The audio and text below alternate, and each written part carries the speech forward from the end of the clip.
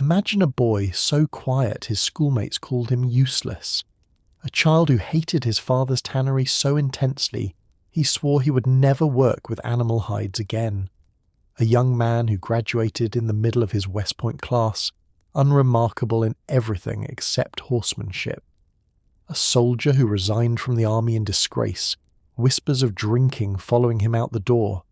Now picture that same man failing at farming, failing at real estate, failing at bill collecting, pawning his watch 2 days before Christmas just to buy presents for his children, working as a clerk in his father's leather goods store at age 38, arranging hides on shelves despite his childhood vow, while his younger brothers ran the business. A man so poor, so forgotten, so thoroughly defeated by civilian life, that old army friends barely recognized the shabby figure shuffling through the streets of Galena, Illinois. This was Ulysses S. Grant in 1860. Now imagine something impossible. Imagine that same failed farmer becoming the most important military commander in American history. Imagine him winning battles that everyone said were unwinnable. Imagine him capturing entire Confederate armies while other Union generals could barely win a skirmish. Imagine him standing in a farmhouse in Virginia while Robert E. Lee, the greatest general of the age, surrendered to him, ending the bloodiest war ever fought on American soil. Imagine him becoming President of the United States, not once, but twice. Imagine him travelling around the world as the most famous American alive, feted by Queen Victoria, dining with the Emperor of Japan, celebrated in every capital from London to Cairo to Beijing. Imagine him, finally, bankrupt and dying of cancer at age 62, writing a book that would save his family from destitution and become one of the finest military memoirs ever written in any language. This is also Ulysses S. Grant. How does this happen? How does a man who failed at everything he tried for nearly 40 years suddenly become indispensable? How does someone who couldn't run a farm manage to run the entire Union Army? How does the boy called Useless become the man who saved the United States? That is the question we will answer tonight. The story of Ulysses S. Grant is not a story of overnight success or natural genius. It is a story of grinding failure, patient endurance, and the strange alchemy that sometimes transforms a man when he finally finds the one thing he was born to do. But to understand how Grant became Grant, we must go back to the beginning, to a small town in Ohio, to a tannery, to a boy who loved horses and hated blood. Before we begin this journey through one of the most improbable lives in American history, please take a moment to like this video and subscribe to the channel. I'm always curious where in the world you're watching from tonight, so leave a comment and let me know your location. And now settle in. Let the noise and concerns of your day fade into the background.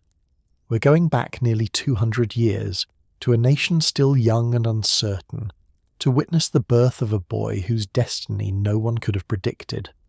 The world into which he was born, on April 27th, 1822, in the village of Point Pleasant, Ohio. A child was born in a small house overlooking the Ohio River. The morning was spring cool, the kind of morning when mist rises from the water and the air smells of new growth and river mud. The house was a simple 2-room cottage made of wood, one of many in this frontier settlement of perhaps 500 souls. The mother, Hannah Simpson Grant, was 25 years old, exhausted from labour. The father, Jesse Root Grant, was 28, pacing nervously outside until he heard the baby's cry. The baby was their first child, a boy. They named him Hiram Ulysses Grant, Hiram after Jesse's father. Ulysses from a character in a book Hannah had been reading, a name that sounded noble and literary to her ear.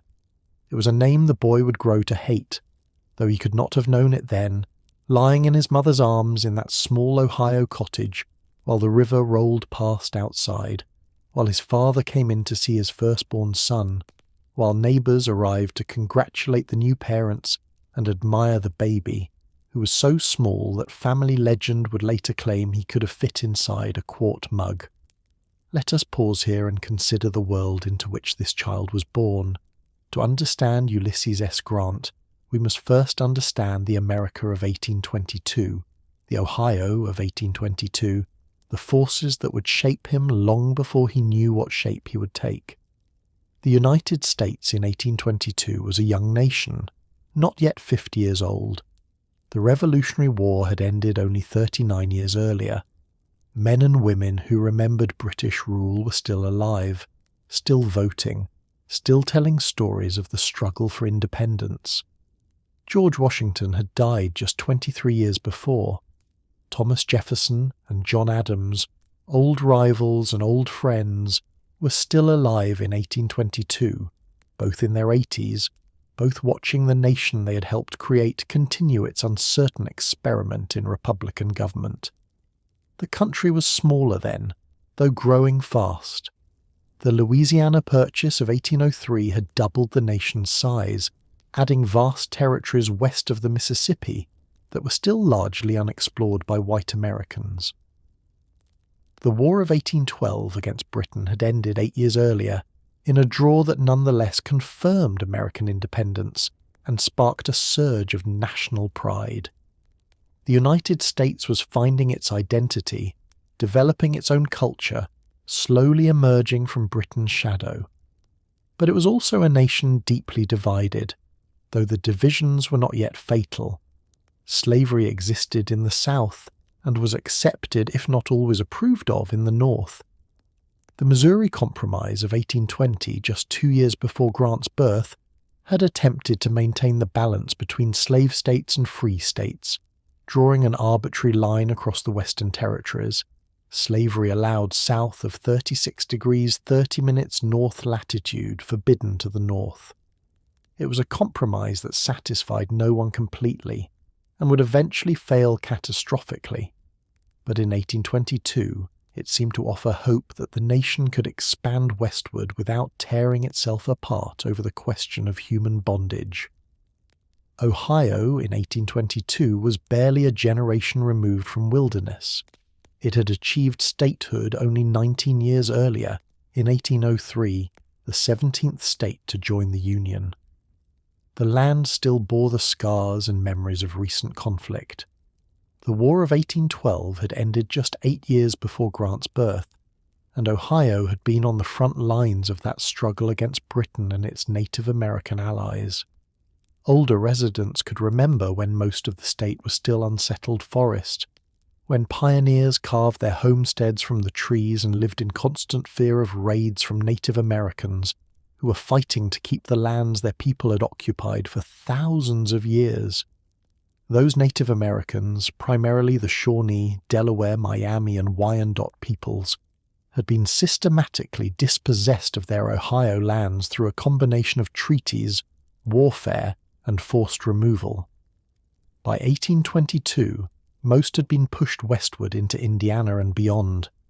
Their villages were gone, replaced by American settlements. Their hunting grounds had become American farms. The transformation had been swift and brutal, accomplished in a single generation through military campaigns like Anthony Wayne's victory at Fallen Timbers in 1794, and through treaties that were hardly more than organized theft backed by the threat of violence. The Ohio that baby Hiram Ulysses Grant was born into was, therefore, a conquered land, recently seized, still being transformed from forest to farmland. It was a place where white American settlers believed they were bringing civilization to wilderness, building a new society on what they considered virgin territory, blind to or unconcerned with the fact that others had lived here first and been violently removed to make room for them. But by 1822, that recent violence had faded from daily consciousness for most white Ohioans. They were focused on building, growing, prospering. Towns were spreading along the rivers. Roads were being cut through the wilderness. Farms were replacing forests. Mills were being built on streams. Stores were opening in villages. Ohio was becoming civilized, or what Americans of that era called civilized, a patchwork of small towns, family farms, and growing commercial enterprises, all connected by rivers, roads, and an increasingly complex web of trade and communication. Point Pleasant, where Grant was born, sat on the Ohio River at the mouth of Big Indian Creek, in Claremont County in the southwestern corner of the state. It was a river town, and in that era, being a river town meant everything. The river was life, commerce, connection to the wider world. Flatboats and steamboats moved up and down the Ohio, carrying goods and passengers between Pittsburgh to the east and the Mississippi to the west. You could stand on the banks at Point Pleasant and watch a whole nation floating past, farmers taking produce to market, merchants shipping manufactured goods from eastern cities, families moving west to new lands, speculators with schemes and dreams, soldiers, preachers, con men, honest traders, everyone using the river as the great highway of the American interior. Towns along the Ohio had a wider view of the world than isolated farming communities in the interior. News arrived with the boats. Newspapers from Cincinnati, Pittsburgh, Louisville came upriver. Travelers brought stories of the wider world. People in Point Pleasant knew what was happening in Washington, in Europe, in distant parts of the continent. They were connected, part of the flow, not isolated in rural ignorance. Into this river town, this place of movement and change and possibility, came Jesse Root Grant and his new bride Hannah Simpson, ready to start their family and their future. Jesse Root Grant, the baby's father, was a man on his way up, and he knew it. Everything about him spoke of ambition, energy, and determination to be something more than his father had been. Born in Pennsylvania in 1794, Jesse had experienced a childhood that left deep scars. His father, Noah Grant, died when Jesse was 11 years old, leaving the family in poverty.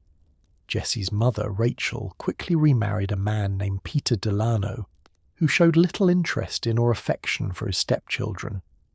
Young Jesse was sent to live with relatives, first with his mother's brother, then with other family members, passed from household to household like an unwanted parcel. He spent time with Judge George Todd in Youngstown, Ohio, where he learned to read and was exposed to books and learning.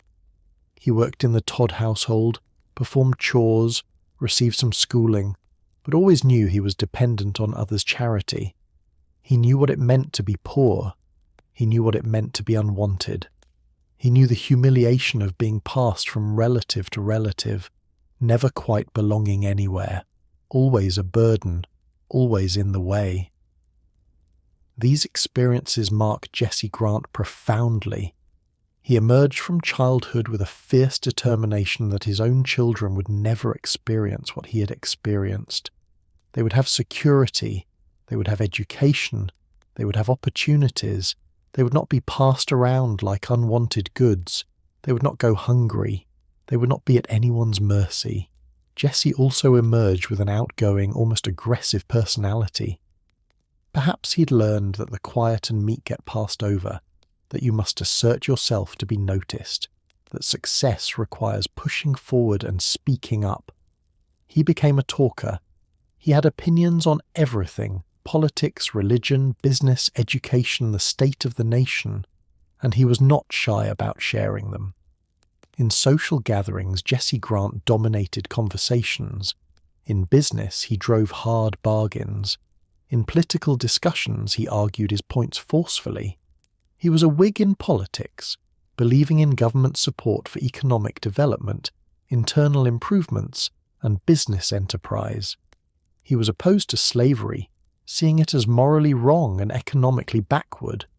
He was loud where others were quiet, assertive where others were deferential, always pushing, always moving forward. He had learned the tanning trade as a young man, apprenticing to a tanner named Owen Brown in Deerfield, Ohio. Brown was the father of John Brown, who would later achieve infamy as the abolitionist radical who raided Harper's Ferry in 1859. Jessie Grant and John Brown grew up together in the Brown household, both exposed to Owen Brown's fierce opposition to slavery. That early exposure to abolitionist ideas shaped Jessie's politics for life. Tanning was brutal, filthy work, but Jessie was good at it. The process of transforming raw animal hides into usable leather required skill, strength, and a strong stomach. Hides arrived at the tannery fresh from slaughter, blood and bits of flesh still clinging to them. They had to be soaked in vats of water to soften them. Then they had to be scraped clean, hours of hard labour removing every bit of flesh and fat. Then came the hair removal, accomplished by soaking the hides in lime or using a beam house to scrape away the hair. The hides were then soaked in vats of tanning liquid, water infused with tannic acid extracted from tree bark, particularly oak bark. This process could take months. The hides had to be moved from vat to vat, each containing a stronger concentration of tannin. Finally, the leather had to be dried, stretched, and finished. The smell was overpowering. Decomposing organic matter, chemicals, lime, the sickly sweet smell of rotting hides. It all combined into an odour that permeated everything and everyone associated with the tannery. Tanners' clothes reeked. Their skin absorbed the smell. Their houses reeked if they lived too close to their work. Most towns relegated tanneries to the outskirts, downwind from respectable neighbourhoods, treating them as necessary but revolting establishments, essential to commerce but offensive to the senses. But tanning was profitable. Everyone needed leather for shoes, harnesses, saddles, belts, book bindings, clothing, and 100 other uses. In an era before synthetic materials, leather was essential to daily life. A good tanner who produced quality leather could make a solid living, could employ workers, could accumulate property, could rise in the world. Jessie Grant intended to do exactly that. Hannah Simpson, whom Jessie married, came from a very different world. Her family had some education, some refinement, some standing in Pennsylvania society before moving to Ohio. Her father, John Simpson, was a man of learning who valued books and knowledge. The Simpsons were not wealthy, but they were respectable. They had roots, stability, the kind of settled existence that Jessie's childhood lacked. Hannah was born in 1798, 4 years after Jessie. She grew up in Montgomery County, Pennsylvania, in a home where learning was valued and quiet contemplation was encouraged. Where Jessie was loud, Hannah was quiet. Where Jessie was assertive, Hannah was reserved. Where Jessie had opinions on everything and shared them freely, Hannah kept her thoughts to herself. She was so quiet, in fact, that even her own children would later struggle to describe her personality. She seemed to move through life with a kind of calm detachment, as if she were observing the world from a slight distance rather than fully engaging with it. Those who knew her described her as emotionally cold, though this may be unfair. Perhaps she was simply reserved, introverted, self-contained in ways that her extroverted era found difficult to understand. She rarely raised her voice, even with her children. She did not gush or express strong emotions. When her eldest son became famous, she remained unmoved, saying only that she had expected him to succeed at something. When that same son became President of the United States, she did not travel to Washington for the inauguration, explaining calmly that she had already seen enough of the world. But beneath that reserve was strength. Hannah ran her household efficiently. She managed the family's domestic affairs without complaint or drama. She raised 6 children with quiet competence. She endured the smell of the tannery for decades without apparent complaint.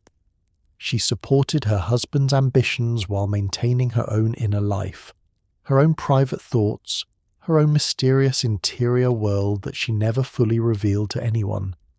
The marriage of Jesse and Hannah in June 1821 brought together these contrasting temperaments. What drew them to each other is not recorded in letters or diaries, for neither was introspective in that way. But we can speculate. Perhaps Hannah's calm balanced Jesse's energy, providing a still centre for his restless ambition.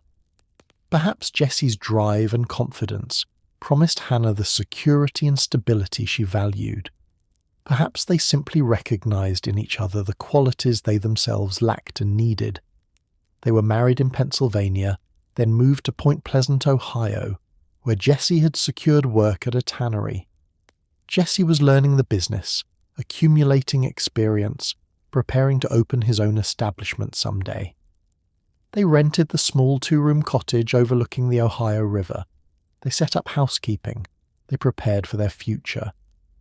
And 11 months after their wedding, on that spring morning in 1822, their first child arrived.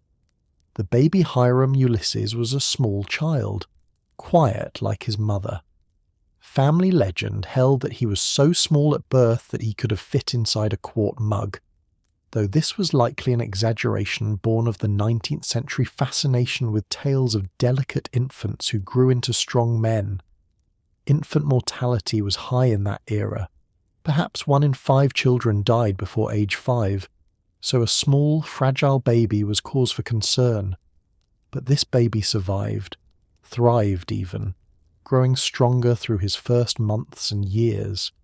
And as he grew, it became clear that he had inherited his mother's temperament rather than his father's.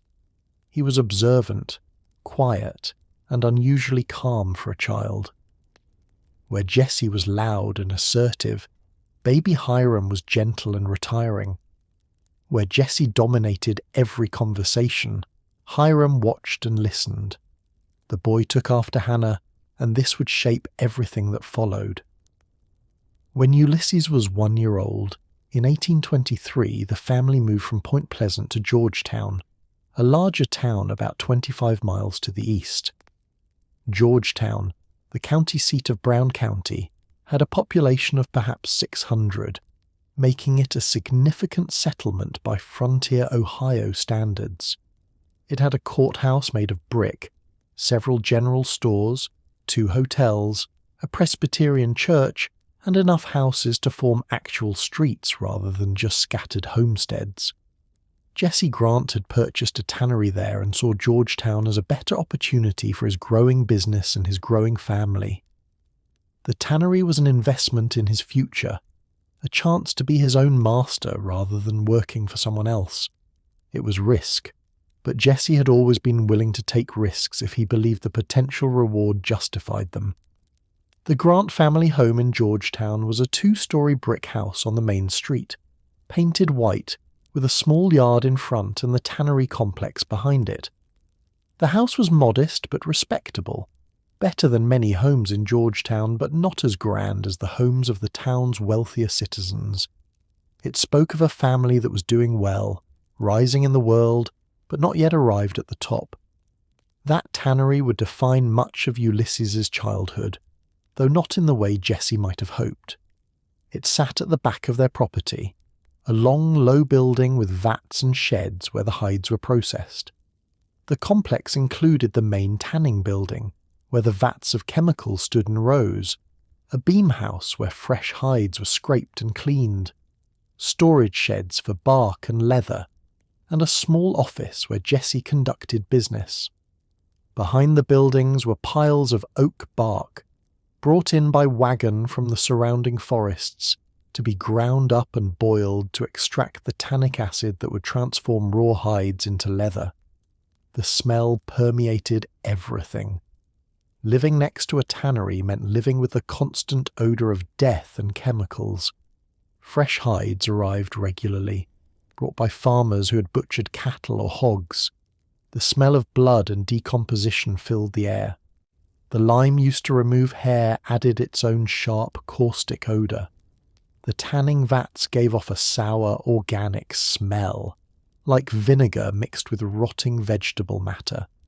In summer, when the heat intensified every odour, the smell became almost unbearable. In winter, it was merely unpleasant, but it never went away.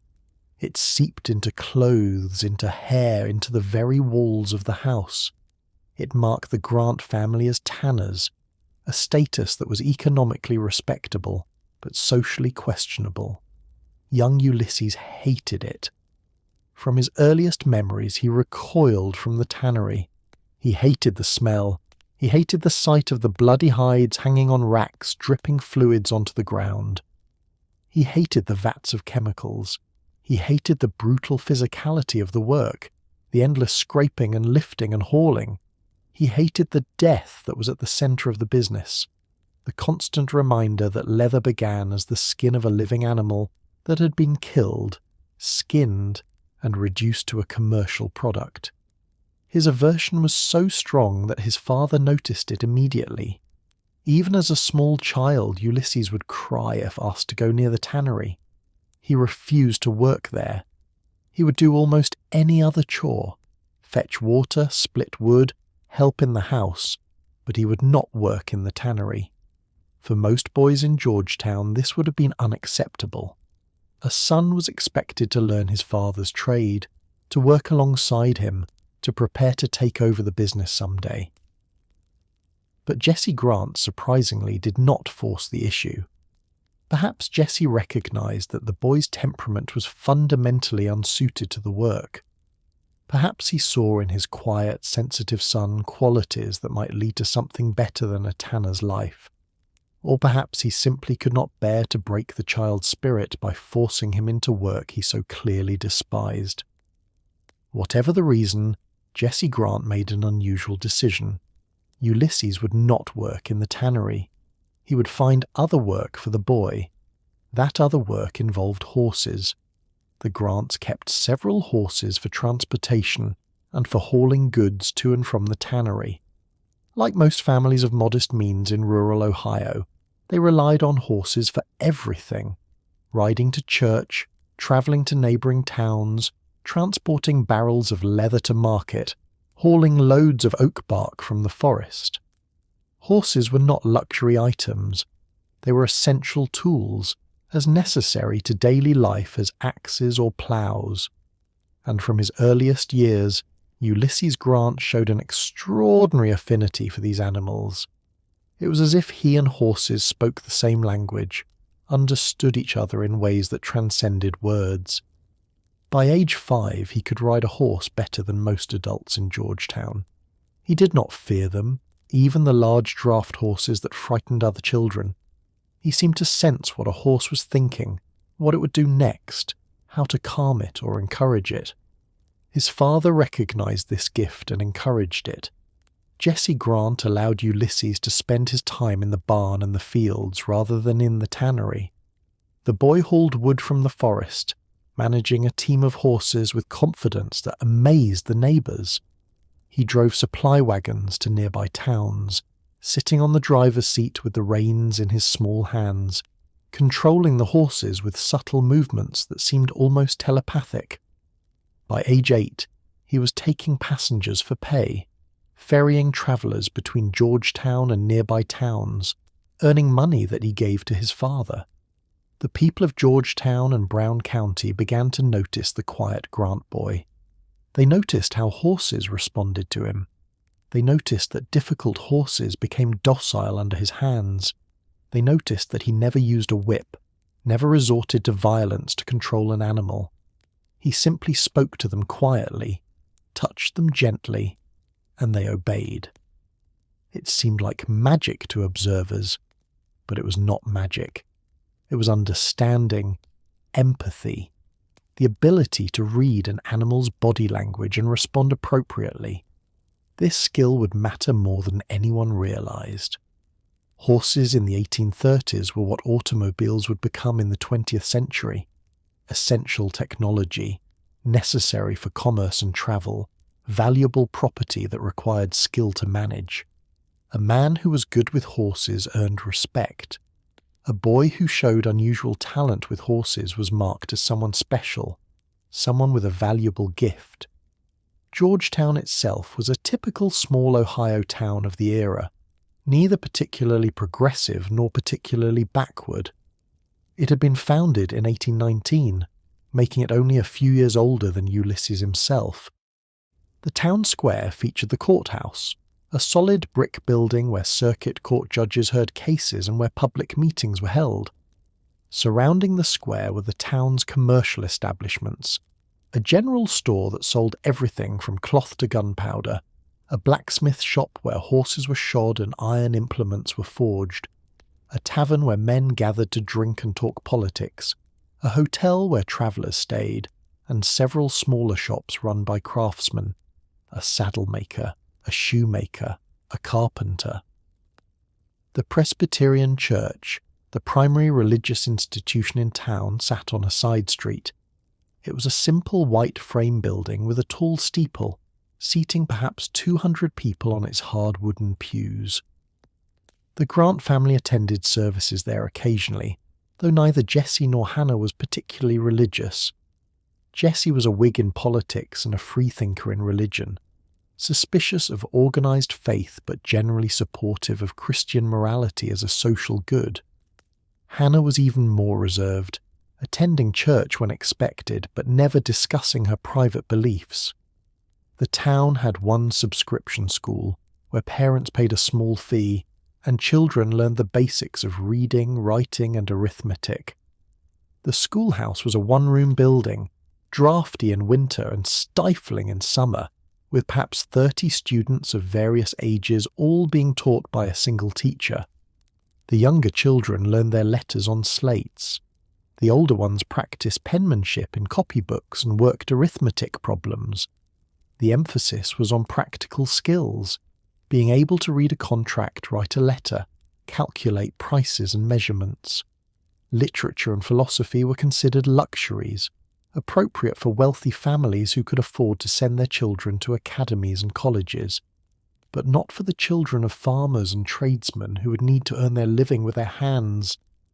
Ulysses attended this school when he was old enough, sitting on the hard benches doing his lessons without complaint.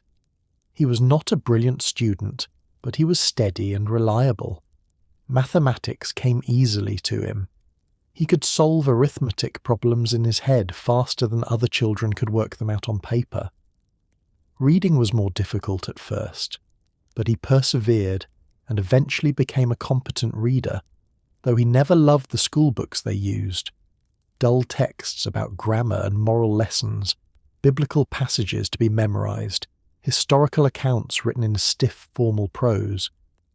What he did love, when he could get them, were novels, adventure stories, historical romances, tales of travel to exotic places. These books were rare in Georgetown, but he borrowed them when he could, reading by candlelight after his chores were done, transporting himself to worlds far from the smell of the tannery and the routine of small-town life. The rest of Ulysses' childhood was unremarkable by the standards of the time. He did his work with horses, he attended school, he avoided the tannery, he caused no trouble. His mother's temperament had stamped itself on him, that same quiet, observant calm that made him seem almost passive to outsiders. He did not fight with other boys, though he was not afraid of them. He did not boast or seek attention. He did not stand out except in his skill with horses. The other boys in Georgetown found him puzzling. He was so quiet, so self-contained, that they did not know what to make of him. Some teased him about his name. Hiram sounded old-fashioned, awkward on a boy's tongue. They called him Useless, a cruel play on Ulysses that hurt more than he let on. But he did not fight back or defend himself. He simply endured, waiting for the teasing to pass, keeping his hurt private. His siblings arrived regularly in the Grant household. After Ulysses came Simpson, called Samuel, born in 1825 when Ulysses was 3, then Clara in 1828, then Orville in 1835, then Jenny in 1840, finally Mary in 1841. The Grant household grew crowded, busy and loud, everything that Ulysses himself was not. He remained the quiet one, the eldest son who did his work with horses and otherwise kept to himself, watching his younger siblings with the same calm detachment his mother showed. The formative years.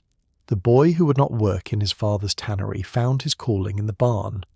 By age 5, Ulysses Grant could ride a horse better than most adults. By age 8, he was hauling loads of wood from the forest, managing a team of horses with confidence that amazed the neighbours. By age 10, he was known throughout Brown County as the boy who could handle any horse no matter how difficult. This was not a small thing in 1830s Ohio. Horses were essential to life, and managing them was a survival skill. A good horse was worth a fortune. A bad horse could kill you. An untrained or vicious animal had to be either mastered or destroyed. Men prided themselves on their horsemanship, and a boy who showed unusual skill with horses earned respect that money could not buy. Ulysses seemed to understand horses in a way that defied explanation. He was fearless with them, but never cruel. He could calm a skittish animal with his presence.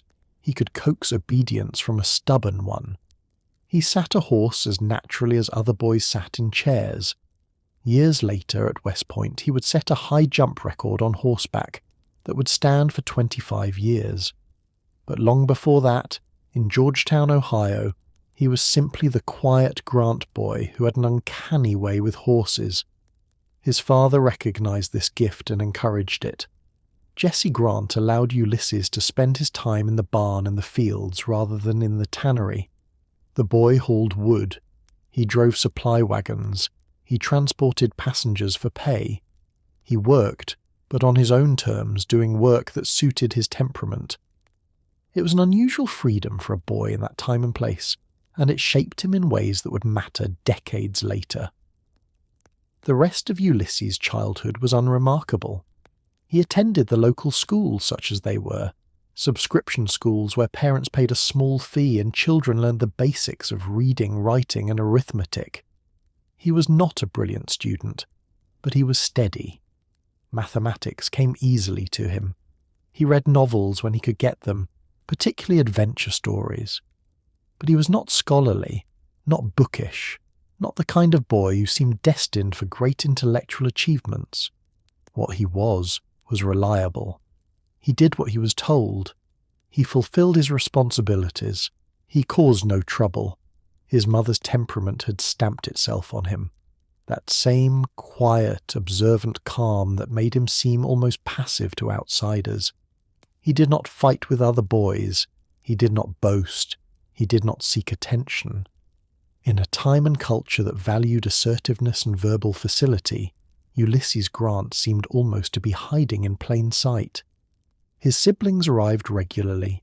After Ulysses came Simpson, called Samuel, born in 1825, then Clara in 1828, then Orville in 1835, then Jenny in 1840, finally Mary in 1841. The Grant household grew crowded, busy and loud, everything that Ulysses himself was not. He remained the quiet one, the eldest son who did his work with horses and otherwise kept to himself.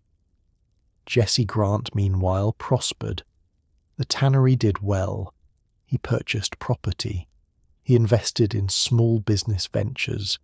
He became a man of some standing in Georgetown, known for his opinions and his ambition. He wanted his children to do better than he had done, to receive the education he had lacked. For his eldest son, he had particular hopes. In 1836, when Ulysses was 14, Jesse sent him to an academy in Maysville, Kentucky, about 50 miles from Georgetown. This was meant to prepare the boy for further education. The Maysville Seminary offered a more rigorous curriculum than the local Georgetown schools: Latin, advanced mathematics, rhetoric. Ulysses spent a winter there, boarding with a local family, attending classes, enduring the tedium of subjects that did not interest him. He returned to Georgetown in the spring. The experiment had not transformed him into a scholar. He was still the same quiet boy, good with horses, indifferent to Latin declensions. The following year he attended another private academy, this one in Ripley, Ohio. Another winter of study, another spring return to Georgetown. He was receiving an education better than most boys in rural Ohio, but it was not changing who he was. What did change him was the realization, gradual and wordless, that he would not be a tanner. His father had accepted this. The question was what else he might become. Georgetown offered few options.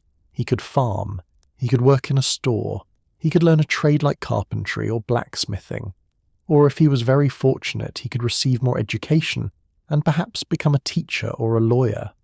Jesse Grant had a different idea. In the spring of 1839, when Ulysses was 17 years old, Jesse secured for his son an appointment to the United States Military Academy at West Point, New York.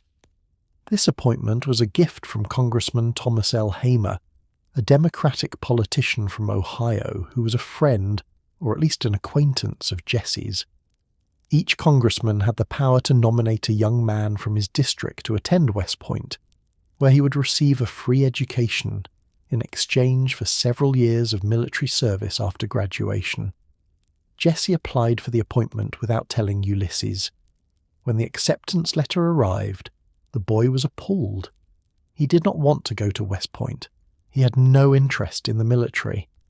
The thought of leaving home, of spending 4 years at a strict military academy, of being forced into a career as an army officer filled him with dread. But Jesse Grant, for once, insisted. He told his son that he thought he should go, and Ulysses, in that moment, made one of the few truly decisive statements of his youth. He said that if his father thought he should go, then he thought so too. It was a pattern that would repeat itself throughout Grant's life, a kind of passive acceptance of fate, an acquiescence to circumstances, as if he were being carried along by currents beyond his control. He did not choose West Point. He was sent there, and he went. There was one small hitch, discovered only when Ulysses arrived at the academy. Congressman Hamer had made an error in the nomination papers. He had listed the boy's name not as Hiram Ulysses Grant, but as Ulysses Simpson Grant, apparently assuming that Ulysses's middle name was his mother's maiden name. The academy officials told the new cadet that this was his official name now. He could correct it, but it would require paperwork, delays, perhaps even the loss of his appointment. Ulysses did not fight it. He accepted the name Ulysses S. Grant, though he would maintain that the S stood for nothing. His classmates quickly gave him a nickname based on his new initials. U.S. Grant became Uncle Sam Grant, which was soon shortened to simply Sam. And so Hiram Ulysses Grant, the quiet boy from Georgetown, Ohio, who loved horses and hated tanneries, became Sam Grant, West Point cadet, class of 1843. West Point in 1839 was not the imposing institution it would later become, but it was already the most rigorous military academy in America. Perched on high bluffs above the Hudson River about 50 miles north of New York City, the academy trained young men to become officers in the tiny peacetime United States Army. The curriculum was demanding: mathematics, engineering, French, tactics, artillery drill, horsemanship. The discipline was severe. The daily schedule was regimented down to the minute. Cadets wore uniforms, marched in formation, studied for long hours, and lived in Spartan barracks. Grant hated it. He was not a natural soldier. He had no interest in military glory. The rigid discipline chafed against his quiet, independent nature. The parade ground exercises seemed pointless. The emphasis on dress uniforms and exact adherence to regulations struck him as absurd. He later wrote that he hoped the academy would be closed down by the time he graduated, sparing him from having to actually serve in the army. He was not a terrible cadet, but he was not a distinguished one. He excelled in mathematics, as he had always done. He was superb at horsemanship, no surprise there.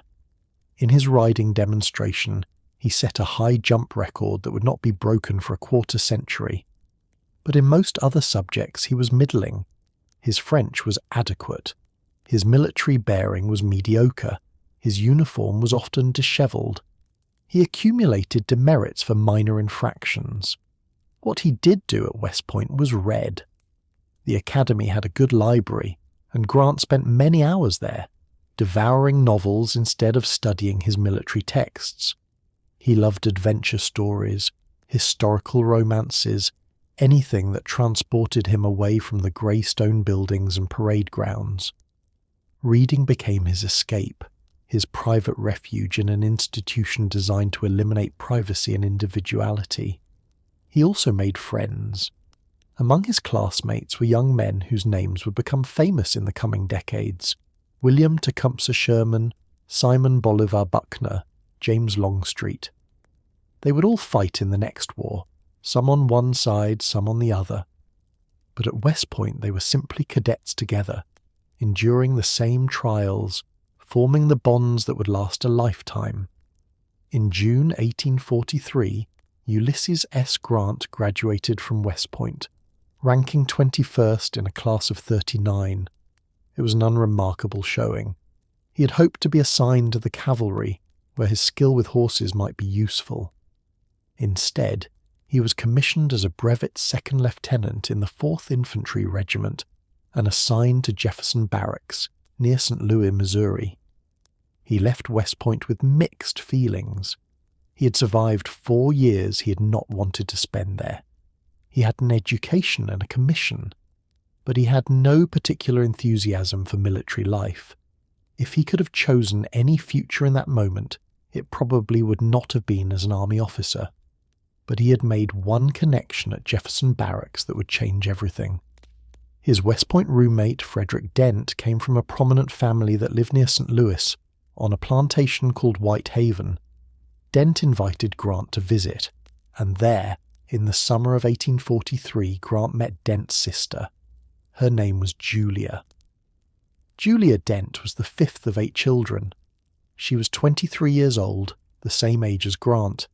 She had dark hair, a warm smile, and a slight cross in one eye that gave her an endearing off-kilter charm.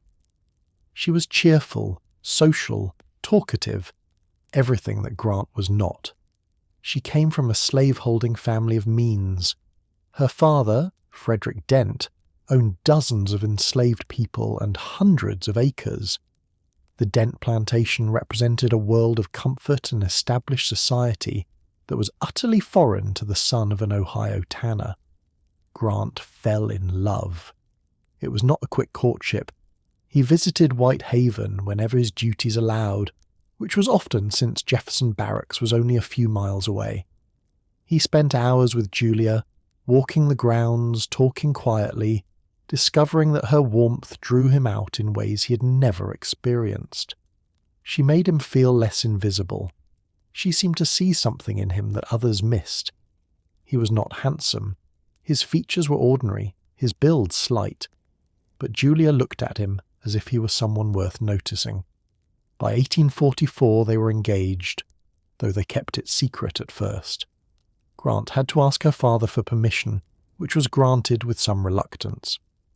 Colonel Dent, as he liked to be called, was not sure that an army lieutenant with no prospects beyond his military pay was a good match for his daughter. But Julia was determined, and her father relented. Then the army intervened. In 1844, tensions with Mexico were rising. The United States had annexed Texas, which Mexico still claimed as its own territory. American forces, including Grant's 4th Infantry, were ordered to Louisiana, then to Texas, then to the disputed border along the Rio Grande. Grant and Julia's wedding would have to wait. For the next 4 years, Ulysses S. Grant would be at war. The struggle before the storm. The war with Mexico began in the spring of 1846, when Mexican forces attacked American troops along the Rio Grande. The conflict was controversial from the start, dividing the nation along political and moral lines. Many Americans, including Grant, believed it was an unjust war, a war of aggression designed to seize Mexican territory and extend slavery westward. The dispute centered on Texas, which had declared independence from Mexico in 1836 and had been annexed by the United States in 1845. Mexico had never recognized Texas' independence and still claimed it as Mexican territory. When American forces moved to the disputed border region between the Nueces River and the Rio Grande, Mexican troops crossed the Rio Grande and engaged them.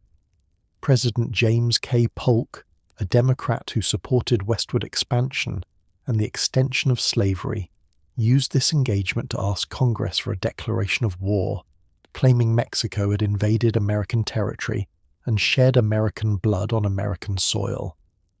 The declaration passed, but many Whigs and Northern Democrats opposed it. They saw it as a manufactured pretext for territorial conquest. Among those who questioned the war was a freshman congressman from Illinois named Abraham Lincoln, who would later work closely with Grant. And among the young officers sent to fight in this controversial conflict was Second Lieutenant Ulysses S. Grant of the 4th Infantry. Grant's personal feelings about the war were unequivocal. He later wrote that the Mexican War was one of the most unjust ever waged by a stronger against a weaker nation, comparing it to European wars of conquest that Americans claim to abhor. He believed the war was designed to expand slavery, which he personally opposed, into new territories seized from Mexico. He thought the United States was behaving like an imperial power, using military might to take what diplomacy could not secure. But Grant was a soldier, and soldiers did not get to choose their wars or question orders. Whatever his personal misgivings, he would do his duty. He would serve, he would fight, he would learn, and learn he did. The Mexican War became Grant's education in real warfare, and he was a careful, thoughtful student. Grant's regiment was initially ordered to Louisiana in 1844, then to Texas in 1845, then to the disputed border region in 1846. He served under General Zachary Taylor, a rough-hewn frontiersman who had little use for military pomp and preferred practical results to parade ground precision. Grant watched how Taylor commanded, informal but effective, willing to listen to subordinates, focused on objectives rather than protocols. Taylor's army won a series of victories in northern Mexico, Palo Alto, Resaca de la Palma, Monterrey, through aggressive action and solid tactics. Grant participated in these battles, though his official role was in the Quartermaster Corps, managing supplies and logistics. This quartermaster duty was not the heroic service young officers dreamed of. There were no cavalry charges, no moments of battlefield glory, no dramatic last stands. Instead, there were inventories of hardtack and ammunition, calculations of how many wagons were needed to transport how many days of rations, endless paperwork documenting the movement of supplies from depots to field units. It was unglamorous, tedious work that most officers considered beneath their dignity. But Grant learned from it. He learned how armies were fed, how supplies were moved across difficult terrain, how campaigns succeeded or failed based on the unglamorous details of beans and bullets and boots. He saw that brilliant tactical plans meant nothing if the soldiers had no ammunition or the horses had no forage. He observed that an army's effectiveness depended as much on its supply lines as on the courage of its soldiers. This understanding of logistics, so often neglected by officers who thought only of glory and tactics, would serve him well 20 years later, when he commanded armies of his own. But Grant also sought combat. He was not content to remain safely in the rear, counting barrels of flour and writing requisition forms. When opportunities for active service presented themselves, he volunteered. At the Battle of Monterrey in September 1846, Mexican forces occupied a fortified city and fought house to house against the American advance. Grant's regiment was engaged in fierce street fighting. When his unit ran low on ammunition, Grant volunteered for a dangerous mission to ride through streets under fire to bring back more. He succeeded, riding at full gallop with one leg hooked over the saddle and his body hanging off the side of the horse, using the animal as a shield while Mexican soldiers fired at him from windows and rooftops. It was a display of horsemanship and courage that earned him recognition, though no formal commendation. In early 1847, much of Taylor's army was transferred south to join General Winfield Scott's campaign against Mexico City, the Mexican capital. Scott was everything Taylor was not: formal, precise, concerned with military protocol and proper procedure. Where Taylor wore civilian clothes and chewed tobacco, Scott wore elaborate uniforms and insisted on military ceremony. But Scott was also a brilliant strategist and planner. His Mexico City campaign would become a textbook example of how to conduct an amphibious invasion and a march through hostile territory against a numerically superior enemy. Grant watched and learned. Scott's army landed at Veracruz on the Gulf Coast in March 1847, in the largest amphibious operation the United States had ever conducted.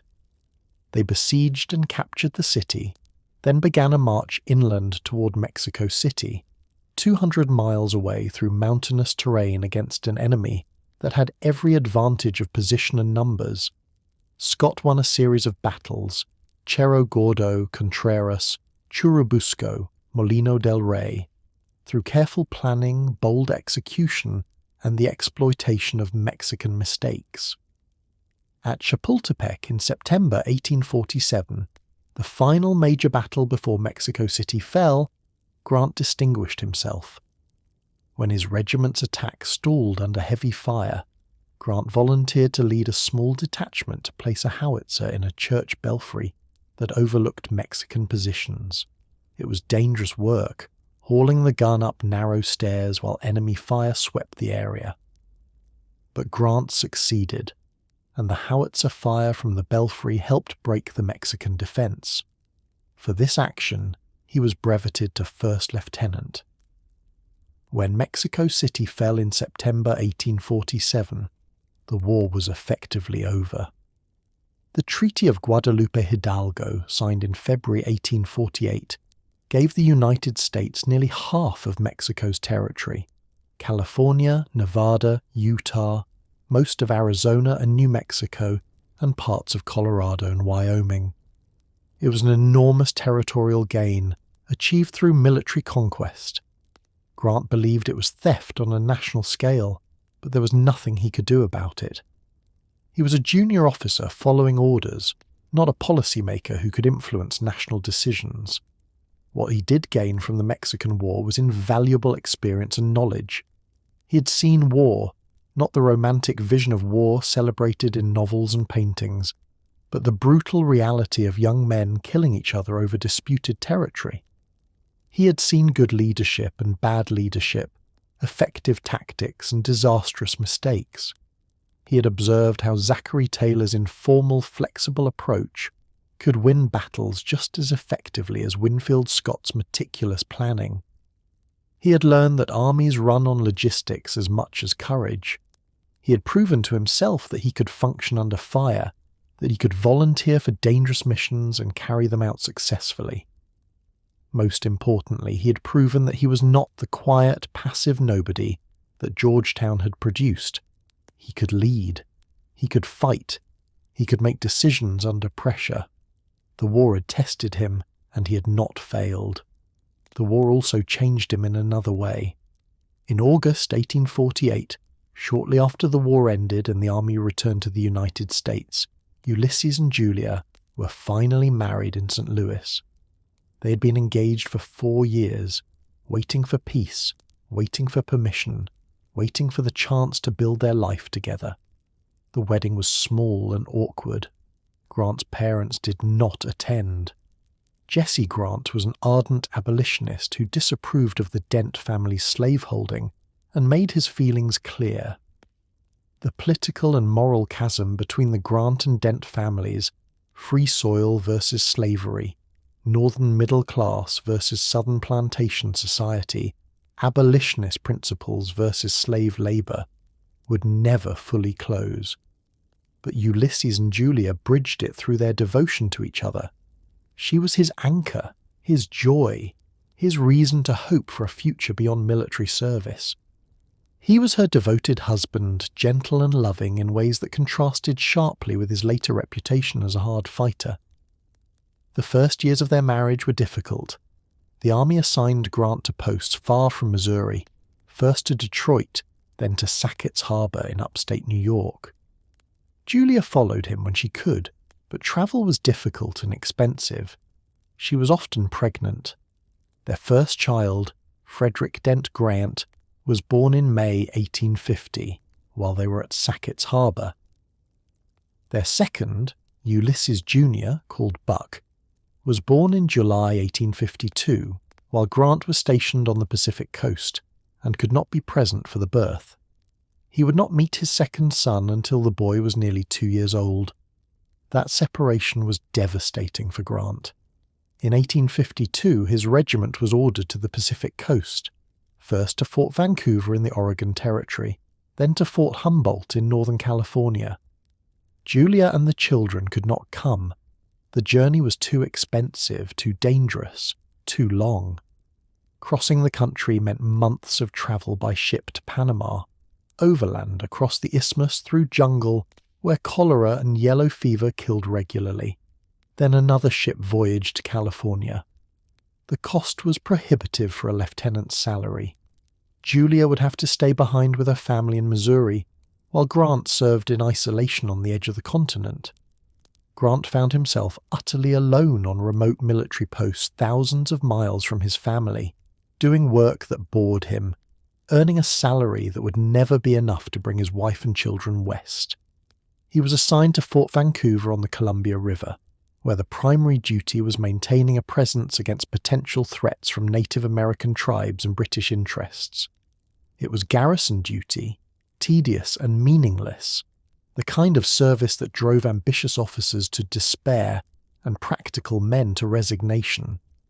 He tried to supplement his income through business ventures. He invested in growing crops on land near the fort, thinking he could make money selling produce. The venture failed when floods destroyed the crops.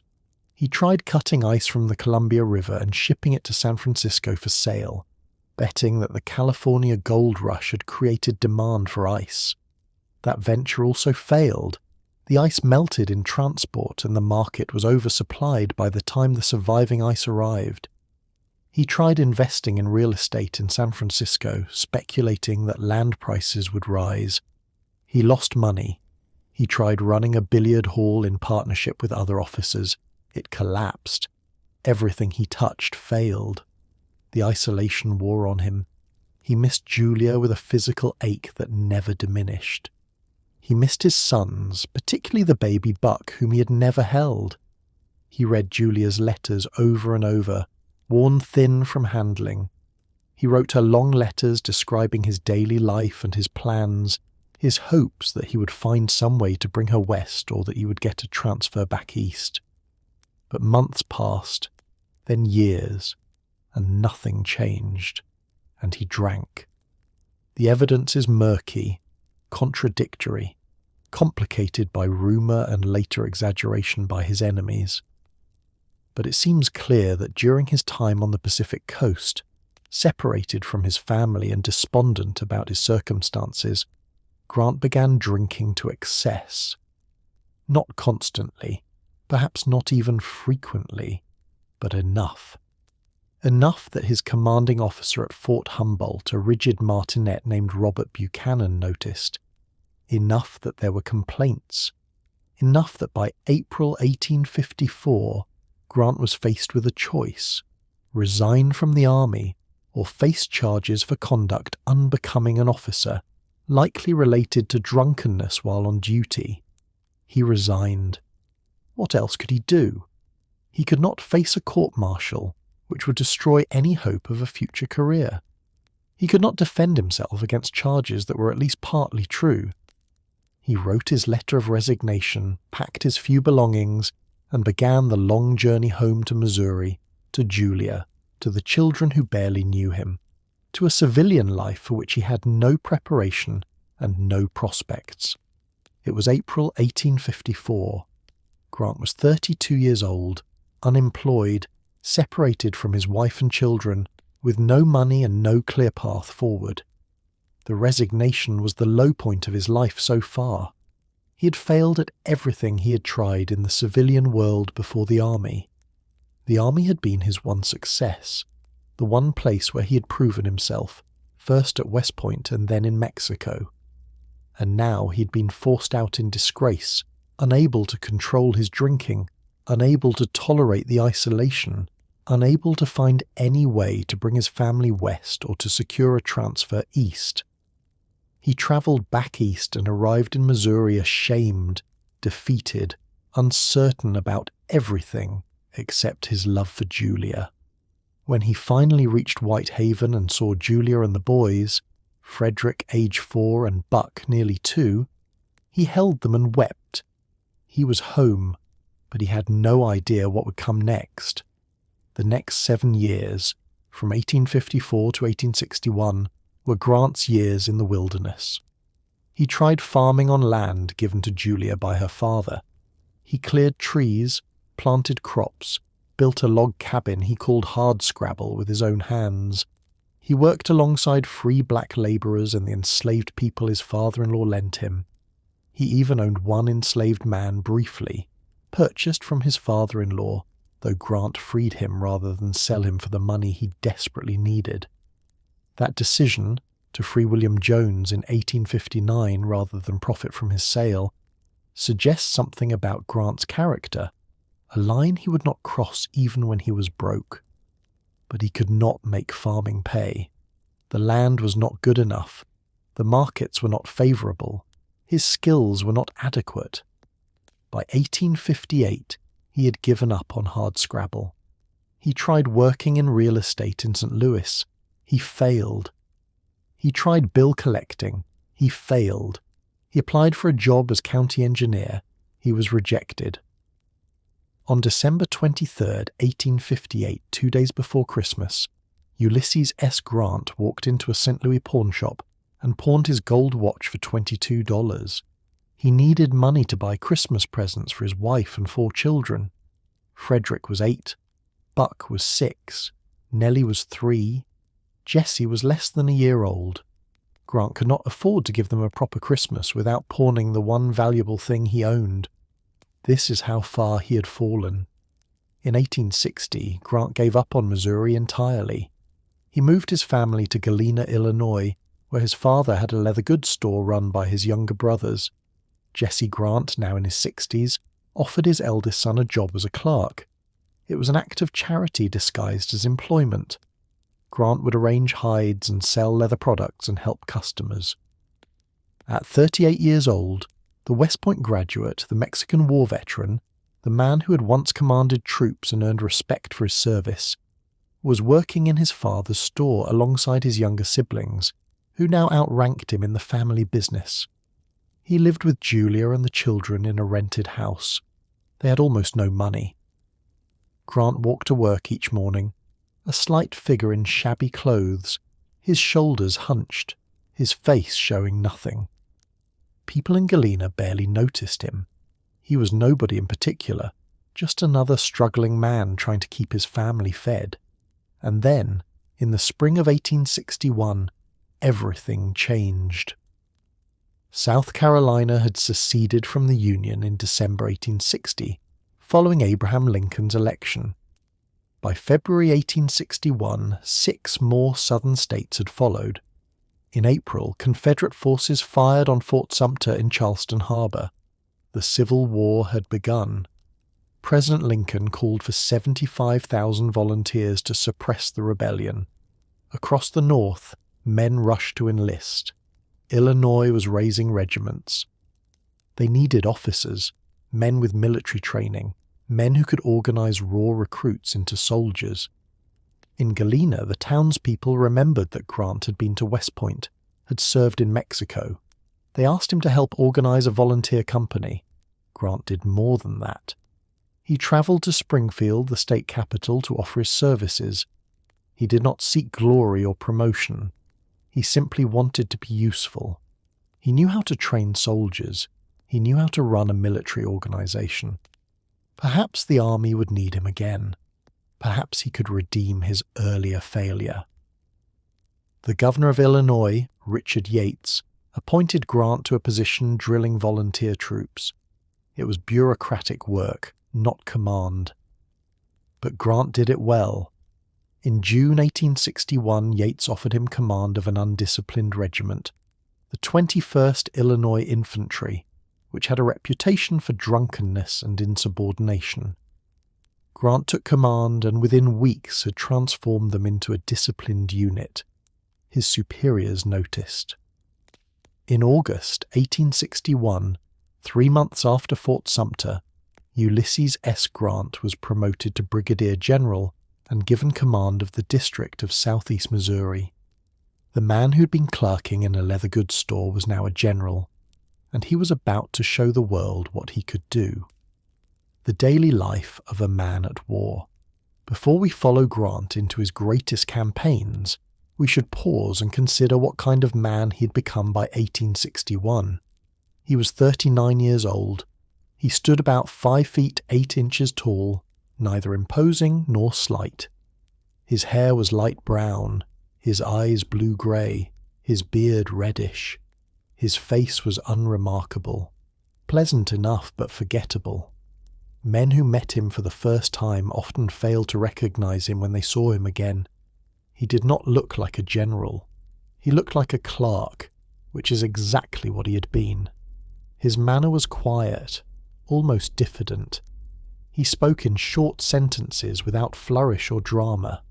He did not give rousing speeches. He did not inspire men with words.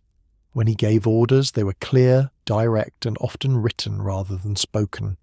He hated military pomp and ceremony. He wore his uniform carelessly, often with the coat unbuttoned, the shoulder boards missing, his boots muddy. He looked, as one observer noted, like a man who had just come in from hard work rather than a commanding general. But his eyes gave him away. They were alert, watchful, constantly assessing. He noticed things that others missed. He saw terrain as a chessboard, considering moves and counter-moves. He understood logistics. How many men could march how far on how many wagons of supplies? He grasped the relationship between time, space, and military force in a way that seemed intuitive to him, but mystified others. His daily routine during the war followed a pattern. He rose early, usually before dawn. He drank coffee, lots of it, strong and black. He did not eat much breakfast. He worked at his desk, reading reports, writing orders, studying maps. His orders were models of clarity, short, precise, leaving no room for misunderstanding. Where other generals wrote flowery dispatches full of military jargon, Grant wrote plain English that any sergeant could follow. He rode through the camps constantly, inspecting troops, observing conditions, talking to soldiers. He didn't lecture them or make speeches. He asked questions. How were the rations? Were the supplies arriving on time? What did the men need? The soldiers noticed that he actually listened to their answers, and that things often improved after his visits. They began to trust him in a way they did not trust other generals. He smoked cigars. A lot of cigars. Before the war he had smoked a pipe occasionally, but during the war, particularly after the Battle of Shiloh, he became known for the cigars constantly clamped between his teeth. Well-wishers would send him boxes of cigars by the hundreds. He smoked his way through them. The cigars became part of his image. The slight, shabby general with the muddy boots and the cigar stub, squinting through smoke at the map spread across his field table. He drank, but not as much as his enemies claimed. The stories of Grant's drunkenness were exaggerated, spread by political opponents and jealous rivals. There were incidents, certainly, times when he drank more than he should have, particularly when separated from Julia and lonely on some remote posting. But the idea that Grant commanded while drunk, that he won battles in an alcoholic haze, was nonsense. His staff officers were devoted to him. His chief of staff, John Rawlins, watched him carefully and intervened when necessary. When Grant was actively engaged in planning and executing campaigns, he did not drink. He was too focused, too driven, too absorbed in the work. Julia joined him in camp whenever possible, bringing the children. Those were Grant's happiest times during the war. He was not a man who could live without his family for long. He needed Julia's presence, her warmth, her belief in him. The children, Fred, Buck, Nellie, and Jessie, turned army camps into playgrounds, charming the soldiers and making their father smile. Grant was more relaxed when Julia was near, more confident, more himself. He was not close to many people. He had subordinates he trusted, like Sherman and Sheridan, but he kept a professional distance. He had staff officers who were loyal to him, but he didn't confide in them about personal matters. His friendship circle was small. He was not good at small talk, not interested in gossip or social climbing. He simply did his work and expected others to do theirs. His work habits were methodical. He thought through problems carefully, considering all angles before deciding. But once he decided, he moved with startling speed. He did not second-guess himself. He did not dither or delay. Other generals would plan and replan, waiting for perfect conditions. Grant planned once, ordered the movement, and dealt with problems as they arose. He was kind to his enemies. This became clear after battles. When Confederate soldiers surrendered to him, he treated them with respect. He made sure they had food and water. He did not gloat or humiliate them. He seemed to understand that they were men like him, doing what they believed was their duty. This gentleness toward defeated foes would become one of his defining characteristics. He was not a brilliant tactician. He did not win battles through clever maneuvers or surprise attacks, though he was capable of both. What made Grant great was something simpler and more powerful. He understood the war's strategic reality. The Union had more men, more resources, more industrial capacity than the Confederacy. If the Union armies kept fighting, kept pressing, kept replacing losses, the Confederacy would eventually collapse. Other generals tried to win perfect battles with minimal casualties. Grant accepted that victory would require blood and grinding persistence. He was willing to pay that price because he understood it was necessary. This made him unpopular with some. They called him a butcher, said he was callous about casualties, accused him of winning through sheer numbers rather than skill. Grant never defended himself against these charges. He simply kept winning. This was the man, quiet, methodical, relentless, who would transform the Civil War. The Great Victories. Grant's first significant victory came in February 1862 at Fort Donelson in Tennessee. The fort guarded the Cumberland River, and capturing it would open a path into the Confederate heartland. Grant, now commanding the Army of the Tennessee, moved his forces into position and demanded the fort's surrender. When the Confederate commander asked for terms, Grant sent back a message that made him famous. No terms except an unconditional and immediate surrender can be accepted. Unconditional surrender, Grant. The newspapers loved it. The initials matched his name, U.S. Grant. The public, desperate for any Union victory after months of defeats and stalemates, seized on Grant as a hero. He had delivered a clear win. He had captured an entire Confederate garrison, nearly 15,000 men, and opened Tennessee to Union invasion. President Lincoln promoted him to Major General, but success brought enemies. Other generals, more senior and politically connected, resented this upstart from Galena. Rumours circulated about his drinking. Accusations of incompetence were whispered in Washington. Grant ignored them and kept working. In April 1862, he nearly lost everything at the Battle of Shiloh in southwestern Tennessee. Confederate forces under Albert Sidney Johnston launched a surprise attack on Grant's army, catching his troops unprepared. The first day was a disaster. Union soldiers fell back in confusion, many fleeing to the river. Grant himself was almost captured. By nightfall, it seemed the battle was lost, but Grant did not retreat.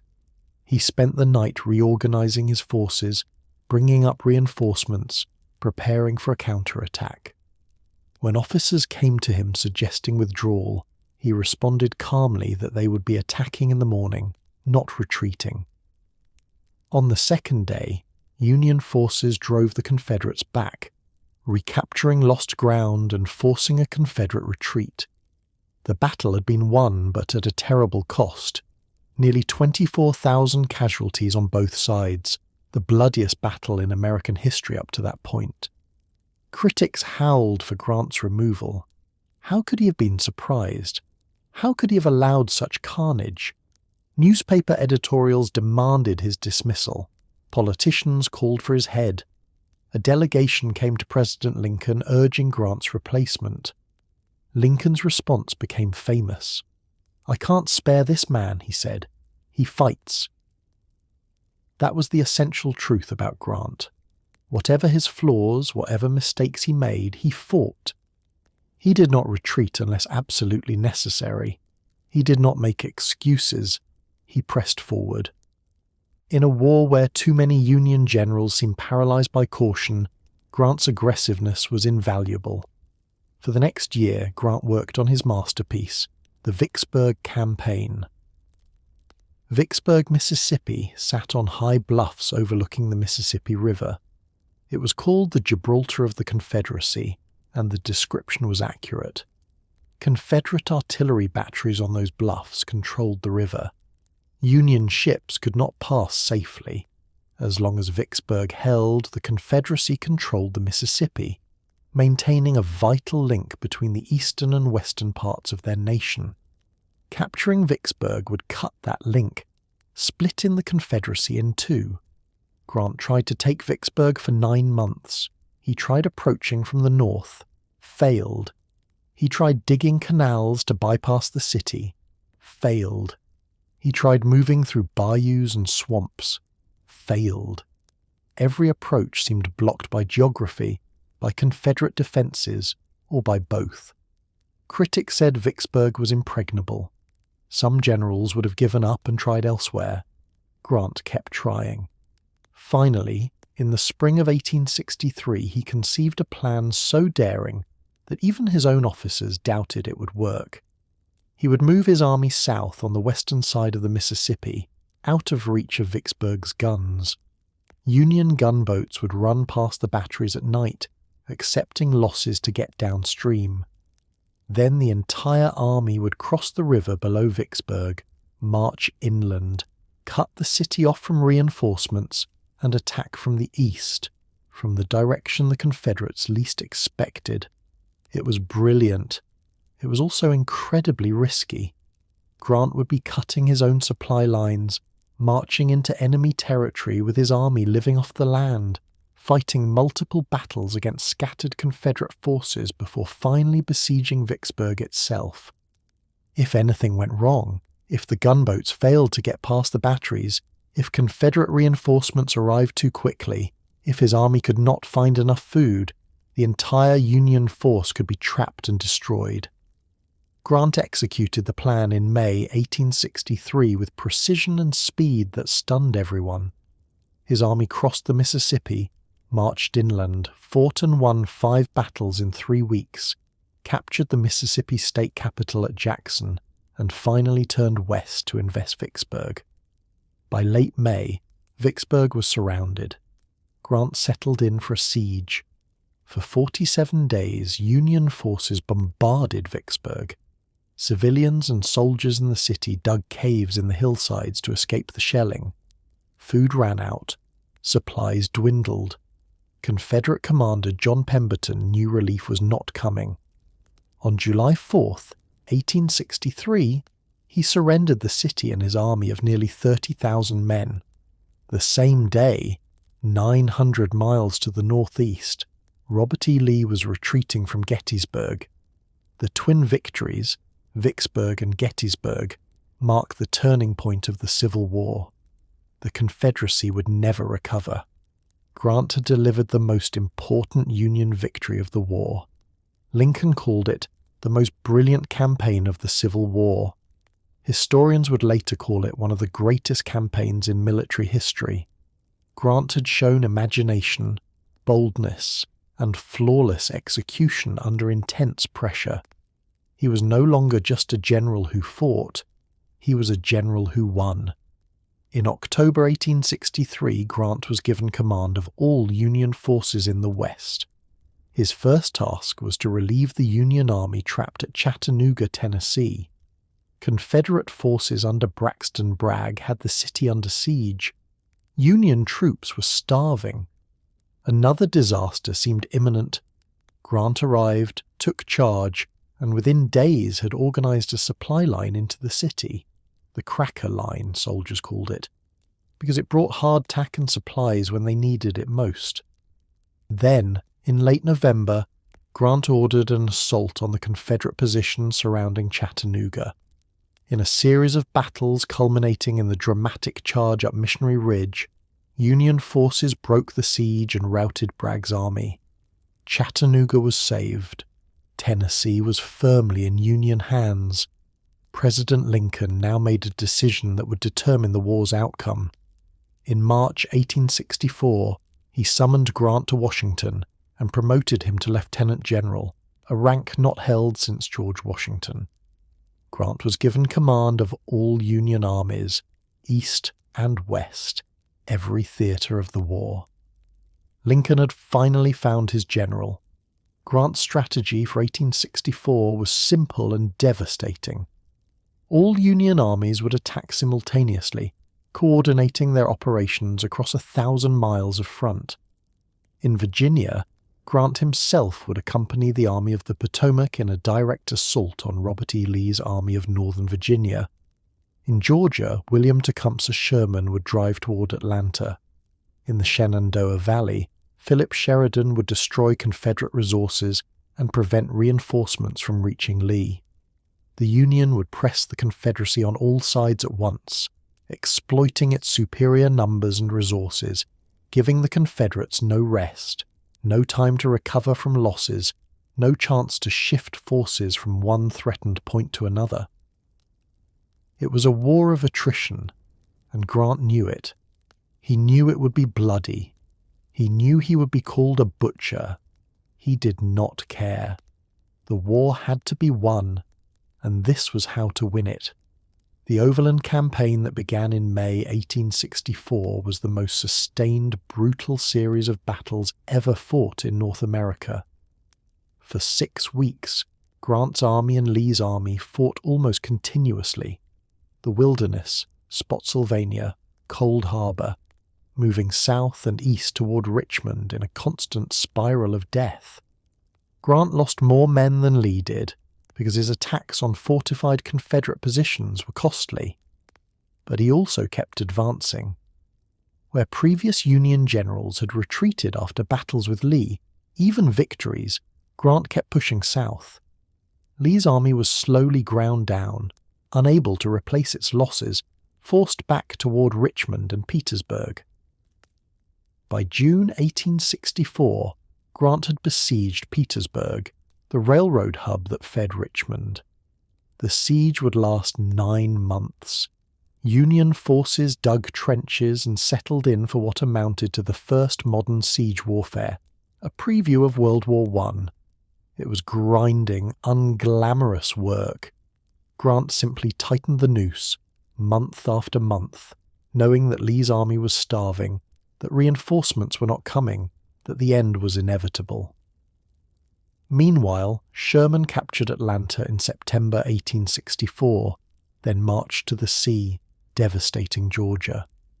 Sheridan destroyed Confederate resources in the Shenandoah Valley. The Confederacy was dying. Everyone could see it. Everyone except those who refused to see. In early April 1865, Lee's army could no longer hold Petersburg. They evacuated the city and Richmond fell. Lee's forces retreated west, trying to reach North Carolina to join other Confederate forces. Grant pursued. Union cavalry cut off Lee's escape routes. Infantry surrounded the remnants of the Army of Northern Virginia. On April 9th, 1865, Palm Sunday, Robert E. Lee sent a message to Grant requesting a meeting to discuss surrender terms. They met at Appomattox Courthouse in a small village in central Virginia.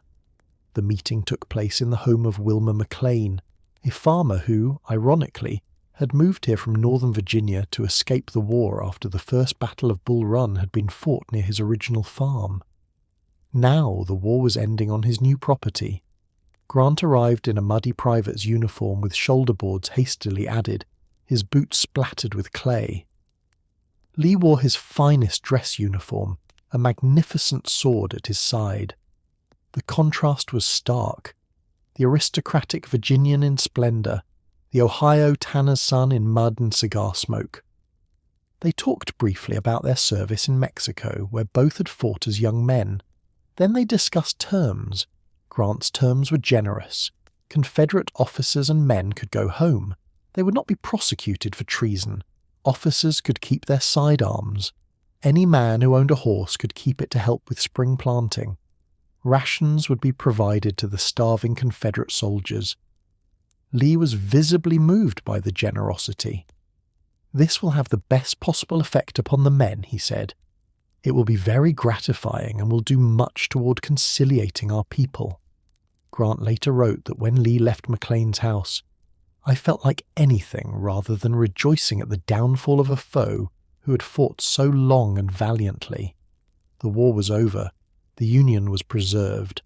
4 million enslaved people were free.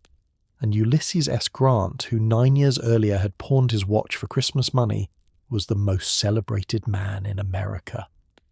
The Presidency and its trials. In 1868, Ulysses S. Grant was elected President of the United States by an overwhelming margin. He was only 46 years old, the youngest president at that point. He had no political experience, no background in governance, no preparation for the job beyond his military command of armies. The Republican Party nominated him because he was a war hero, and the American people elected him because they trusted him. It was a trust he would struggle to fulfill. Grant's presidency, which lasted from 1869 to 1877, is remembered today primarily for the scandals that plagued his administration. This is both fair and unfair. Fair because there were indeed scandals, numerous and embarrassing. Unfair because Grant himself was never personally corrupt, and because his administration also accomplished significant things that history has largely forgotten. The scandals began almost immediately. In September 1869, just months after Grant took office, 2 speculators named Jay Gould and James Fisk attempted to corner the gold market. They tried to manipulate Grant into keeping government gold off the market while they drove up the price. When Grant realized what was happening, he ordered the Treasury to sell government gold, breaking the corner and causing a financial panic that became known as Black Friday. Grant's brother-in-law had been involved in the scheme, which made the entire affair more embarrassing. It got worse. In 1872, the Credit Mobilier scandal erupted, revealing that congressmen had been bribed with stock in a railroad construction company. Though the scandal predated Grant's presidency, it tainted his administration. In 1875, Grant's Secretary of War, William Belknap, was discovered to have accepted bribes from traders at Western Indian posts. Belknap resigned, but the damage was done. The whiskey ring scandal of 1875 uncovered a conspiracy between distillers and government officials to evade taxes on liquor, and the investigation reached close to Grant himself. His personal secretary, Orville Babcock, was indicted, though later acquitted. Grant was not personally involved in any of these schemes. No evidence ever emerged that he profited from them or even knew about them. What he was guilty of was loyalty to a fault. He trusted his friends and appointees, even when evidence mounted that they were corrupt. He defended them long past the point when he should have cut them loose. His inability to believe that people he liked could be dishonest was a flaw that undermined his presidency. Yet Grant also accomplished things that deserve recognition. He appointed the first Native American to a federal position, Ely Parker, a Seneca who had been Grant's military secretary during the war, became Commissioner of Indian Affairs. Grant's peace policy toward Native Americans, while flawed and ultimately unsuccessful, was more humane than the genocidal policies of some previous administrations. He supported the 15th Amendment, which gave African American men the right to vote. When the Ku Klux Klan launched a terrorist campaign against black citizens in the South, Grant used federal troops and the Justice Department to crush it, prosecuting Klan members and temporarily breaking their power. This last achievement is particularly notable. Grant was the last president until Lyndon Johnson, who seriously tried to protect the civil rights of African Americans in the South. He used federal power to enforce the 14th and 15th Amendments at a time when many Northerners were losing interest in Reconstruction. He signed the Civil Rights Act of 1875.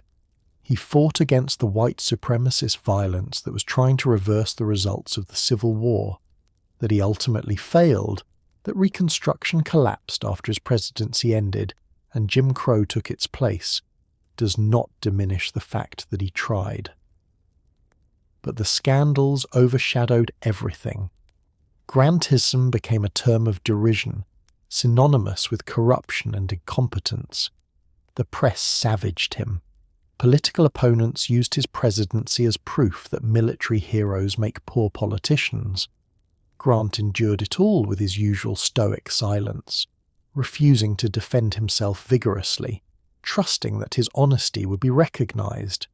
It was not, or not enough. He did not seek a third term. The tradition against third terms was strong, and Grant respected it. In 1877, he left office and returned to private life. He was 55 years old, still vigorous, still famous, but with his reputation battered. The presidency had not been kind to him. He and Julia embarked on a world tour that lasted more than 2 years. They travelled to England, where Queen Victoria received them, to France, to Germany, to Italy. They sailed to Egypt, where they viewed the pyramids, to Palestine, to Greece, to Turkey. They visited India, where the Viceroy entertained them, to Southeast Asia, to China, where the Emperor granted them a rare audience, to Japan, where they were received with extraordinary ceremony. Everywhere they went, Grant was celebrated. He was treated not as a disgraced politician, but as one of the great men of the age. It was a strange reversal.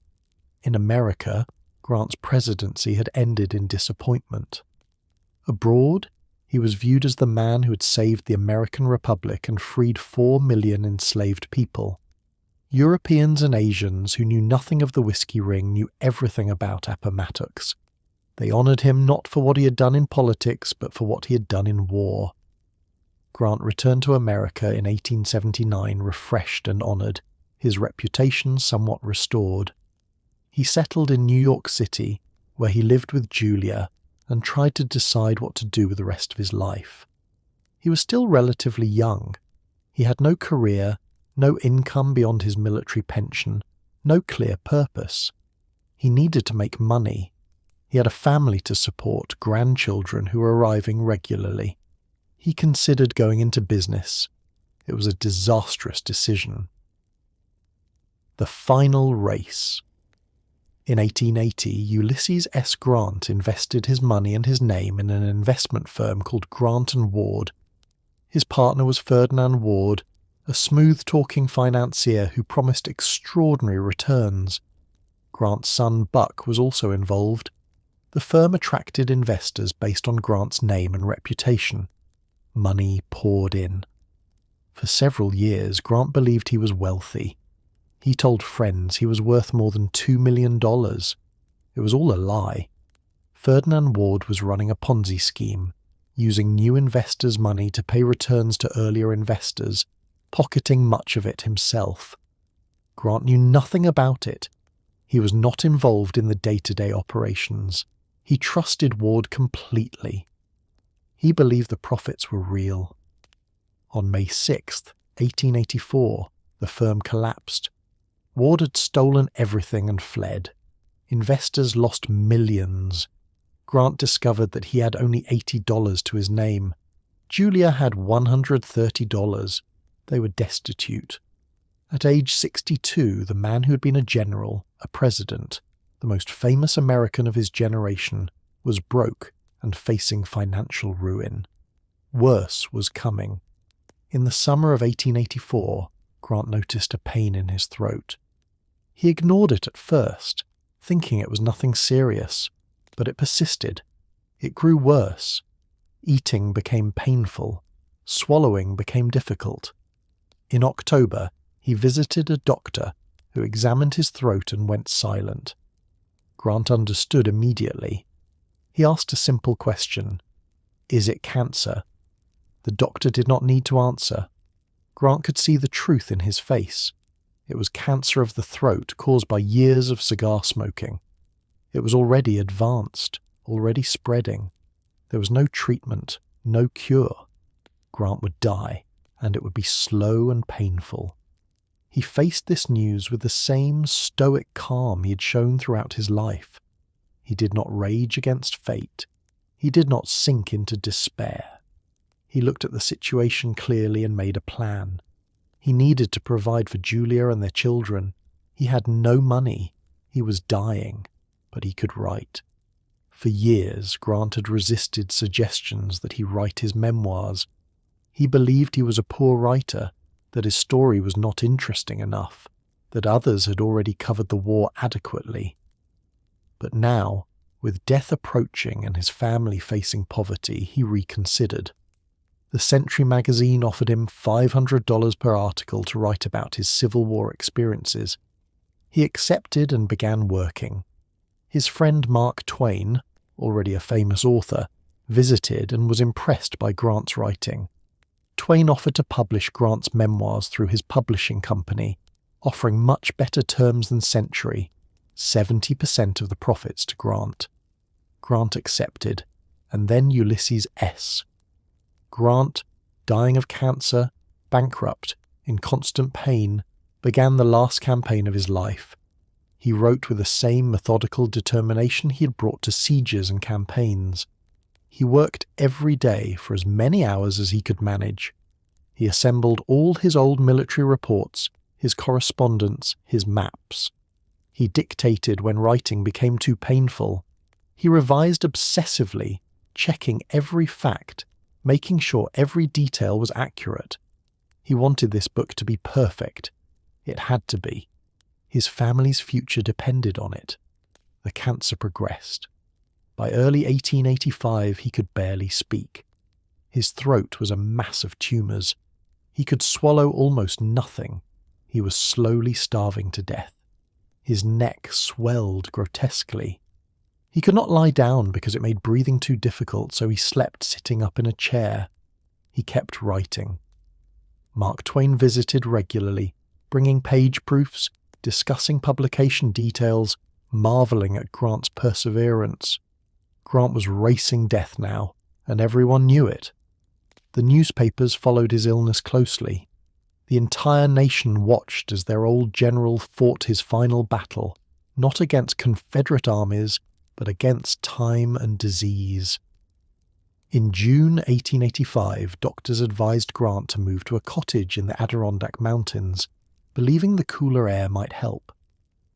The family moved to Mount McGregor, a small resort town near Saratoga Springs, New York. Grant continued working there. sitting on the porch with his papers spread around him, writing when he could, dictating when he could not, pushing through pain that would have broken most men. Old friends came to visit. Former Union generals made the pilgrimage to Mount McGregor. Even some former Confederate officers came to pay their respects. They found Grant sitting in his chair, wasted and weak, unable to speak above a whisper, but still working on his book. On July 18th, 1885, Grant finished the manuscript. It was complete. 2 volumes, more than 300,000 words, covering his life from childhood through the end of the Civil War. He wrote a brief note to his son. "There is nothing more I should do to it now, and therefore I am not likely to be more ready to go than at this moment." 5 days later, on July 23rd, 1885, at 8:08 in the morning, Ulysses S. Grant died. He was 63 years old. Julia was with him. So were their children. His last written words were, "I do not sleep, though I sometimes doze a little." The funeral of a general. The news of Grant's death spread across the nation within hours, carried by telegraph to every city and town. Flags were lowered to half-staff. President Grover Cleveland, a Democrat who had fought in the Civil War, declared an official 30-day period of national mourning. Businesses closed. Churches held memorial services. In both North and South, people who had fought on opposite sides of the war paused to mourn the man who had ended it. Grant's body was embalmed immediately because of the summer heat and placed in a temporary glass coffin. The family held a small private service at Mount McGregor. Then the body was taken by train to New York City, where Grant had lived his last years and where Julia wished him to be buried. New York prepared to give Grant the largest funeral in American history. On August 8, 1885, Grant's coffin was carried through the streets of Manhattan in a procession that was 7 miles long and took 5 hours to pass any given point.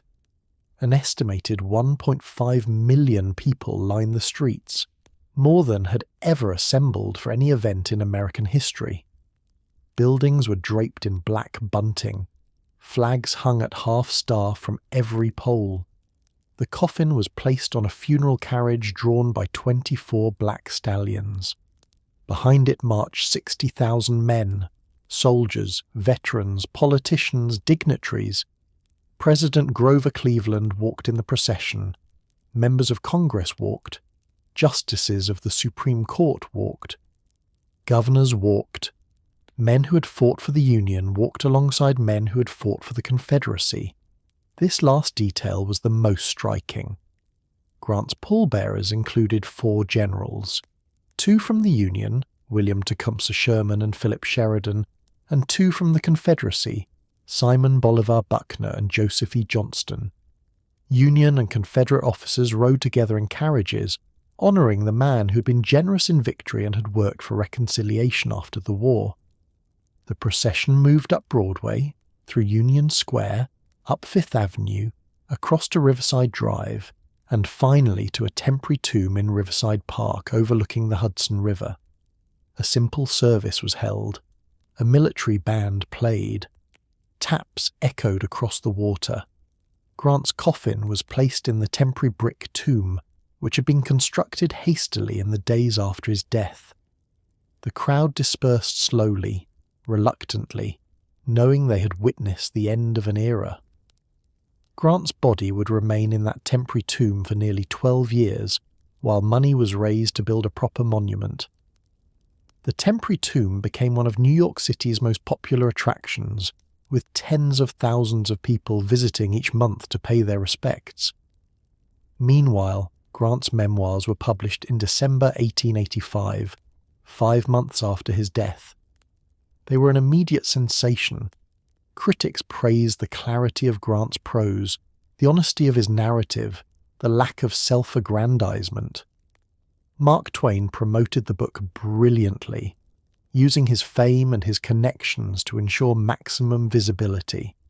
The memoirs sold 300,000 copies in the first 2 years, earning nearly $450,000 in royalties for Julia Grant, more than $13 million in today's money. Grant had succeeded in his final mission. His family was secure. In 1897, on what would have been Grant's 75th birthday, the General Grant National Memorial was dedicated, designed by architect John H. Duncan and inspired by the ancient mausoleum at Halicarnassus, it is the largest mausoleum in North America. More than 1 million people attended the dedication ceremony. President William McKinley spoke. Veterans from both sides of the Civil War marched in a parade. Grant's coffin was moved from the temporary tomb to its permanent home in the massive granite structure. Julia Grant would live until 1902. When she died at age 76, she was buried beside her husband in a twin sarcophagus. The inscription on the memorial reads simply, "Let us have peace," words from Grant's acceptance letter when he received his first presidential nomination. The legacy of Ulysses S. Grant. What are we to make of this man? This failed farmer, this disgraced army officer, this masterful general, this controversial president, this devoted husband and father. History has not known quite what to do with Ulysses S. Grant. For decades after his death, he was dismissed as a drunk and a butcher, a crude soldier who won through brute force rather than brilliance. His presidency was held up as proof that military success does not translate to political skill. Southern writers, promoting the Lost Cause mythology, elevated Robert E. Lee to sainthood while denigrating Grant as unworthy to have defeated such a noble foe. This assessment was unfair and incomplete. Modern historians have begun to restore Grant's reputation, recognizing him as one of the greatest generals in American history and appreciating his presidency's achievements as well as its failures. Grant understood warfare in ways his contemporaries did not. He saw the war whole, not as a series of isolated battles, but as a coordinated effort across vast distances. He understood that the Union's advantage lay in its resources and population, and he was willing to employ those advantages relentlessly. He didn't waste lives carelessly, despite accusations to the contrary. His casualties as a percentage of forces engaged were no higher than Lee's and were often lower. What made Grant different was his willingness to continue fighting despite casualties. He refused to be deterred by setbacks. He learned from mistakes and adjusted his tactics. Most importantly, he won. His personal character was equally remarkable. He was humble almost to a fault. He gave credit to subordinates freely. He never blamed others for failures. He accepted responsibility without complaint. When others praised him, he deflected the praise or shared it with his soldiers. He was kind to defeated enemies and generous with those who had opposed him. These qualities made him beloved by his soldiers and respected even by those who fought against him. Yet he was also a man of contradictions. He freed the one enslaved man he owned, suggesting opposition to slavery, but he married into a slaveholding family and benefited from slave labor at Whitehaven. He fought to preserve the Union and free the enslaved, but as president he could not prevent the collapse of Reconstruction and the rise of Jim Crow. He was scrupulously honest in his personal dealings, but could not see the corruption in men he trusted. He was brilliant at military strategy, but naive about politics and business. Perhaps the most striking thing about Grant is the trajectory of his life. Those decades of failure followed by sudden, spectacular success. For nearly 40 years, from his birth in 1822 until the Civil War began in 1861, Grant failed at almost everything he attempted. Only his marriage to Julia was an unqualified success. Everything else, West Point, his early army career, farming, business, civilian employment, ended in disappointment or humiliation. Then came the war, and Grant found his purpose.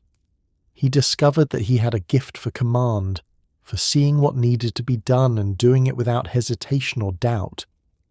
The qualities that made him unsuccessful in civilian life, his quietness, his disinterest in self-promotion, his dislike of politics, mattered less in military command, where results spoke louder than personality. And the qualities he had always possessed, determination, strategic vision, the ability to learn quickly, courage under pressure, suddenly became decisive.